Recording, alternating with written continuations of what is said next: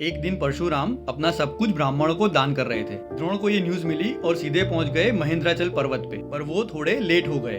वो वहां पहुंचे तब तक परशुराम ने सब कुछ दान कर दिया था। अब उनके पास उनका शरीर और उनके अस्त्र दो ही चीज बची थी। परशुराम ने द्रोण को सारे अस्त्र दिए और उसका प्रयोग सिखाया, और इस तरह द्रोण अस्त्र विद्या के महान गुरु बन गए। द्रोण उस टाइम के सबसे बेस्ट गुरु थे, पर बहुत गरीब थे। इतने गरीब कि अश्वत्थामा के लिए दूध तक नहीं था। एक बार दूसरे बच्चों ने मजाक में पानी में आटा घोल के उसे दूध कह के पिला दिया। द्रोण से अपने बच्चे की ये हालत देखी नहीं गई, और तब उनको याद आई अपने बचपन के दोस्त द्रुपद की, जिसने वादा किया था अपना आधा राज्य देने का। द्रोण अपनी पत्नी और बेटे के साथ सीधे गए पांचाल, राजा द्रुपद के महल, और द्रुपद से बोला, मित्र पहचाना मुझे? पर यहाँ पर फिर से आया कहानी में एक ट्विस्ट।